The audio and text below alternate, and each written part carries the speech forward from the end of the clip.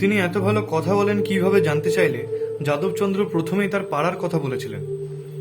যাদবচন্দ্র বালেশ্বরে নিমকির দারোগা। লোকে সমুদ্রের জলে কত নুন তৈরি করছে সেসব দেখায় নিমকি বা নিমক মহলের দারোগার কাজ। চমৎকার তার বাকচাতুর্য। বালেশ্বরের কালেক্টর হেনরি রিকেট একদিন তার কথা বলা যুক্তিবিন্যাসে মুগ্ধ হয়ে জিজ্ঞেস করলেন, আচ্ছা তুমি কি পণ্ডিত? দারোগার উত্তর, পণ্ডিত নই, তবে পণ্ডিত সমাজে বসবাস করি। আমার বাসস্থান গঙ্গার ধারে হুগলির কাছে। সেখানে অনেক পণ্ডিত ও সভ্য লোক থাকেন। ভাটপাড়ার কাছে নৈহাটির বাসিন্দা যাদবচন্দ্র চট্টোপাধ্যায় অবশ্য পণ্ডিত বংশেরই ছেলে। তার পূর্বপুরুষ গঙ্গানন্দ চট্টোপাধ্যায় ছিলেন টোলের পণ্ডিত। ভবিষ্যতে এই যাদবচন্দ্রের ছেলে বঙ্কিমচন্দ্র চট্টোপাধ্যায় বাংলা সাহিত্যকে আধুনিকতার দিশা দেখাবেন। কিন্তু সেসব পরের প্রশ্ন। নৈহাটি ভাটপাড়া নিয়ে সেখানকার মানুষ যে কিরকম গর্বিত ছিলেন, যাদবচন্দ্রের ওই উক্তিই তার প্রমাণ। গর্বিত হবেন নাই বা কেন? মধ্যযুগে বাঙালির বিদ্যাচর্চার কেন্দ্র ছিল নবদ্বীপ। শ্রী চৈতন্য ছিলেন উপরন্তু স্বার্থ রঘুনন্দন থেকে নৈয়ায়িক রঘুনাথ শিরোমণি, তন্ত্র বিশারদ কৃষ্ণানন্দ আগমবাগীশ সকলেই উঠে এসেছিলেন নবদ্বীপের চতুষ্পাটি থেকে। বাংলা সংস্কৃতির ইতিহাসে এই নবদ্বীপের পরের স্টেশনই ভাটপাড়া। শ্রী চৈতন্যের বৈষ্ণব আন্দোলনের পর শান্তিপুর ডুবুডুবু নদে ভেসে যায়। পলাশী যুদ্ধে সমসাময়িক মহারাজা কৃষ্ণচন্দ্র রায় তার রাজ্যে এক বিচার সভা ডেকেছিলেন। সেই বিচার সভায় সেদিন যোগ দিতে গিয়েছিলেন ৮০ বছর পেরোনো বৃদ্ধ বীরেশ্বর ন্যায়ালঙ্কার। বীরেশ্বর হলেন নারায়ণ ঠাকুর নামে বিখ্যাত এক সিদ্ধ পুরুষের পৌত্র। নারায়ণ ঠাকুরের শিষ্য পরমানন্দ হালদার গঙ্গা তীরে ভাটপাড়ার জায়গাটি গুরুদেবকে দান করেন। গুরুদেব কান্যকুব্জ থেকে আসা পাশ্চাত্য বৈদিক ব্রাহ্মণ। তিনি ভাটপাড়ায় চলে আসেন। অতঃপর তার পুত্র চন্দ্রশেখর ন্যায় বাচস্পতি ভাটপাড়ায় প্রথম টোল খোলেন। সেই ন্যায় বাচস্পতির পুত্র বীরেশ্বর আসক্ত বৃদ্ধ শরীরে নবদ্বীপের বিচার সভায় গেলেন ৩২ জনকে নিয়ে, কেউ তার পৌত্র, কেউ বা ছাত্র। বিচার সভায় জ্যোতিষকে ভিড়। ময়মনসিংহ, শ্রীহট্ট, ফরিদপুরের কোটালীপাড়া থেকে এসেছেন বিখ্যাত পণ্ডিতেরা। ৩ দিন ধরে চলল বাদ বিতণ্ডা। প্রতিটি বিষয়ে শ্রেষ্ঠত্বের শিরোপা পেলেন বীরেশ্বর ন্যায়ালঙ্কার। তার সৌজন্যেই সেদিন ভাটপাড়ার নাম হল নবদ্বীপ। পরাজয় কি একটা? কয়েক প্রজন্ম পরে এলেন শ্রীরাম শিরোমণি। তাকে নবদ্বীপ গৌরব বলা হতো।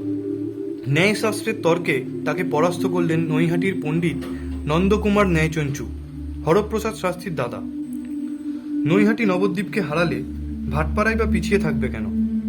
নড়াইলের জমিদার রতন রায় রাজা কৃষ্ণচন্দ্র রায়ের মতো এক বিচার সভা ডাকলেন। সেখানে শ্রীরাম শিরোমণিকে বিতর্কে হারালেন ভাটপাড়ার হলধর তর্ক চূড়ামণি। নবদ্বীপ বনাম ভাটপাড়াতেই গল্প শেষ হল না। বর্ধমান মহারাজার ডাকা এক বিচার সভায় আর্য সমাজের প্রতিষ্ঠাতা দয়ানন্দ সরস্বতীকে আকার নিরাকার বিবাদে পরাস্ত করলেন তারাচাঁদ তর্করত্ন। ভাটপাড়া তখন বাংলার অক্সফোর্ড। এই গর্বের ইতিহাসটাই আমরা ভুলে গিয়েছি। ভাটপাড়া মানে শুধু জয় শ্রীরাম বনাম জয় বাংলা নয়। ভাটপাড়া মানে বাংলার শিক্ষা ঐতিহ্য। ১৯ শতকের মাঝামাঝিও সেই ছায়া সুনিবিড় শান্তির নীড়ে ৪৮টি চতুষ্পাটি, ১৫০রও বেশি অধ্যাপক। ব্রিটিশ সরকার সেরা পণ্ডিতদের মহামহোপাধ্যায় উপাধিতে ভূষিত করতেন। তখনকার সংস্কৃতজ্ঞদের মধ্যে আজকের ভারতরত্নের মতোই ছিল সেই সম্মান। হরপ্রসাদ শাস্ত্রী থেকে গোপীনাথ কবিরাজ, তামিলনাড়ুর স্বামীনাথ আয়ার ভূষিত হয়েছেন এই সম্মানে। ১৯ শতকের শেষ ভাগে সারা ভারতে জীবিত মহামহোপাধ্যায় ১৯ জন, ৫ জনই ভাটপাড়ার। মুশকিল অন্যত্র। আধুনিক বাঙালি ভাটপাড়া বলতেই ভাবে পাঁজি পুঁথি, তিথি নক্ষত্রে বিশ্বাসী রক্ষণশীল কিছু তুলো পণ্ডিত। এই আধুনিকেরা সংস্কৃত জানেন না, নিজেদের ঐতিহ্যও জানেন না। নবদ্বীপকে তর্কে হারিয়ে ভাটপাড়ায় যিনি ন্যায় চর্চার জোয়ার নিয়ে এসেছিলেন, সেই অশীতিপর বীরেশ্বর তর্কালঙ্কারের পৌত্র ভৈরব বিদ্যাসাগর। প্রসঙ্গত, বিদ্যাসাগর শব্দটি বুদ্ধ মহামহোপাধ্যায়ের মতো একটি উপাধি। বৌদ্ধ শাস্ত্র বলে সিদ্ধার্থ গৌতম ছাড়া আরও অনেক বুদ্ধ ছিলেন। আর সংস্কৃতের ইতিহাস বলে বীরসিংহ গ্রামের ঈশ্বরচন্দ্র বন্দ্যোপাধ্যায় ছাড়াও এদেশে অনেক বিদ্যাসাগর ছিলেন। ভৈরব বিদ্যাসাগরের সঙ্গে ভাটপাড়ার অন্য পণ্ডিতদের মতবিরোধ হয়েছিল। পণ্ডিতদের তখন নিয়ম, টোলে অব্রাহ্মণ ছাত্র নেওয়া যাবে না। ভৈরব তা মানতে নারাজ। তিনি ভাটপাড়া ছেড়ে কাশীতে গিয়ে টোল খুললেন। প্রায় ৯০০ দক্ষিণ ভারতীয় ছাত্র সেই টোলে পড়ত। বিশ্বনাথ মন্দিরের শহরে ভাটপাড়ার এক প্রতিবাদী ব্রাহ্মণের ঔজ্জ্বল্য বাঙালি আজ ভুলে গিয়েছে। ঔজ্জ্বল্যের ঝিলিক বিচিত্র জায়গায় বিচিত্র পথে। স্যার আশুতোষ মুখোপাধ্যায়ের বিধবা মেয়ের বিয়ে। পণ্ডিতেরা কদাপি নয় করছেন। ভাটপাড়ার পণ্ডিত শিবচন্দ্র সার্বভৌম দিলেন অনুমতি। 1892 সালে মহেন্দ্র রায় নামে স্থানীয় এক বঙ্গতনায় বিলেত যাবেন। তা নিয়ে ভাটপাড়ার পণ্ডিত সমাজে প্রবল ঝড়। 1892 সালে 27 জুলাই বঙ্কিমচন্দ্র হিতবাদী পত্রিকায় সমুদ্র যাত্রার পক্ষে ও শাস্ত্রীয় অনুশাসনের বিপক্ষে মত দিলেন। ঝড় প্রবল হলো। ভাটপাড়ার তখন তরুণ পণ্ডিত পঞ্চানন তর্করত্ন বঙ্কিমবাবুর সমুদ্রযাত্রা নিবন্ধে পাল্টা উত্তর দিলেন, আমরা পূর্ব হইতেই জানি সমুদ্রযাত্রায় মত আর কাহারও না হোক, সুরেন্দ্রবাবু, উমেশচন্দ্র ব্যানার্জি, বঙ্কিমবাবু, রমেশ দত্ত প্রমুখ কতিপয় বাবু সাহেবের মত হইবেই। বিতর্কের আগুনে ঠান্ডা জল ঢেলে দিলেন ভাটপাড়ার বৈদিক ব্রাহ্মণদের নেতা মহামহোপাধ্যায় রাখাল দাস ন্যায়রত্ন। সংস্কারের গণ্ডি ভেঙে বঙ্কিমকেই সমর্থন করলেন। তার বয়স তখন 60-এর ওপরে। বুড়ো বয়সে কালাপানি পেরোনোকে সমর্থন করার অপরাধে ভাটপাড়ার পণ্ডিত সমাজে তাকে অচ্ছুত মনে করত। রাখাল দাস হেঁটে গেলে সেই রাস্তায় গোবর জলে ছড়া দেওয়া হতো। সমাজের আর 5 জনের কথা না শুনে বার্ধক্যও ন্যায়ের পক্ষে, বিচার বুদ্ধির পক্ষে স্থিত থাকার ঐতিহ্যই ভাটপাড়া। আজকের বাংলা সাহিত্যেও কি নেই ভাটপাড়ার উজ্জ্বল অবদান? দুর্গেশ নন্দিনী লেখা সমাপ্ত। বঙ্কিম শুনতে চাইছেন তার এলাকার পণ্ডিত সমাজের মত। এই রোম্যান্স বাংলা ভাষায় আগে হয়নি। সংস্কৃত বহুল বিদ্যাসাগরী তৎসম বা হুতমি ভাষায় দেশজ স্রোত পেরিয়ে কেউ ঘোষণা করেনি বন্দি আমার প্রাণেশ্বর। রীতিমতো টেনশন নিয়ে সেদিন উপন্যাস পড়ে শোনালেন বঙ্কিম। তারপরই ভাটপাড়ার চন্দ্রনাথ বিদ্যারত্নের বিখ্যাত উক্তি, আমি স্থানে স্থানে ব্যাকরণ দোষ লক্ষ্য করিয়াছি বটে, কিন্তু সেই স্থানে ভাষা আরো সুন্দর হইয়াছে। আরও এক শ্রোতা মধুসূদন স্মৃতিরত্নের বক্তব্য ছিল, গল্প ও ভাষার মোহিনী শক্তিতে আমরা এতটাই আকৃষ্ট হইয়াছি যে সাধ্য কি অন্যদিকে মনোনিবেশ করি। সাহিত্যের ভাষা যে কখনো কখনো ব্যাকরণের নিগর ভেঙে বেরোনোর ক্ষমতা রাখে ভাটপাড়া জানত। জানবে নাই বা কেন? সেদিন দুর্গেশ নন্দিনীর অন্যতম শ্রোতা মধুসূদন স্মৃতিরত্নের ছেলে ঋষিকেশ শাস্ত্রী। তিনি ইংরেজি পড়তে চান, কিন্তু ভাটপাড়া রক্ষণশীল সমাজে শ্লেচ্ছ ভাষা শেখা তখন অসম্ভব। ঋষিকেশ গেলেন পাঞ্জাব। ইংরেজি শিখে শেক্সপিয়ারের নাটকে এতটাই পাণ্ডিত্য অর্জন করলেন যে সংস্কৃতে লিখে ফেললেন হ্যামলেট চরিতম। আজকের বহুভাষিক সংস্কৃতির চেতনা থেকে সম্ভবত ভাটপাড়ার স্বার্থ ব্রাহ্মণরা বঞ্চিত ছিলেন না। আসলে ভাটপাড়া তো নিজেকে বদলেছে বারংবার।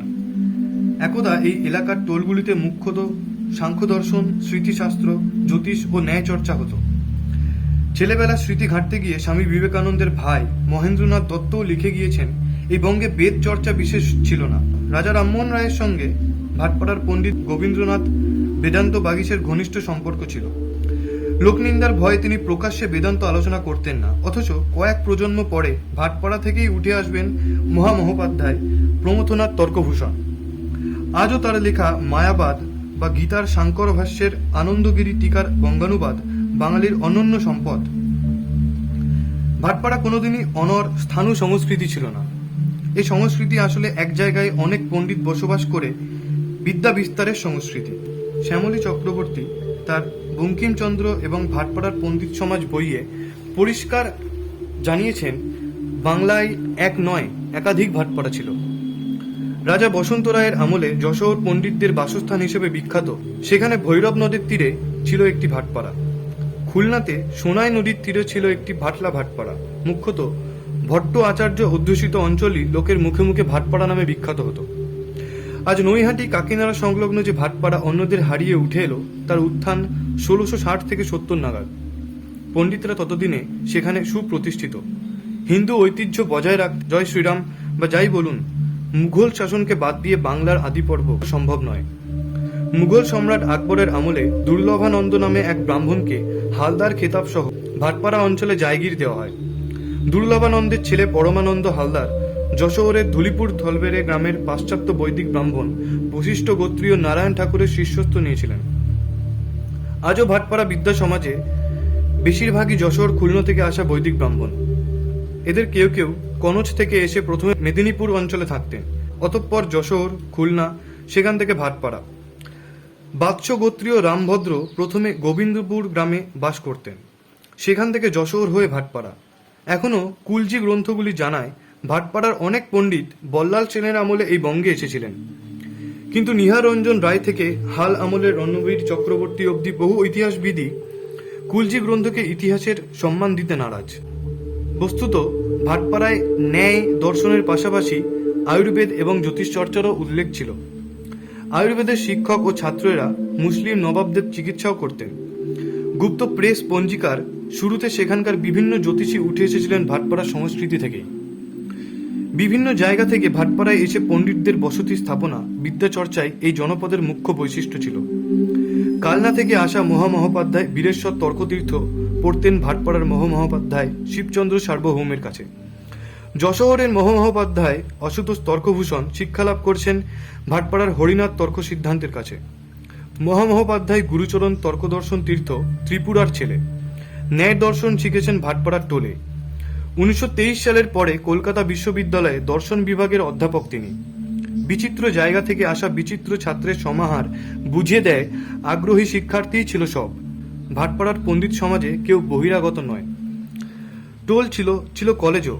সজল চৌধুরী তার মহামহোপাধ্যায় অফ ইন্ডিয়া বইয়ে দেখিয়েছেন পাথুরিয়া ঘাটার গোপীমোহন ঠাকুর তখন মূলাজোরে একটি সংস্কৃত কলেজ তৈরি করেছিলেন।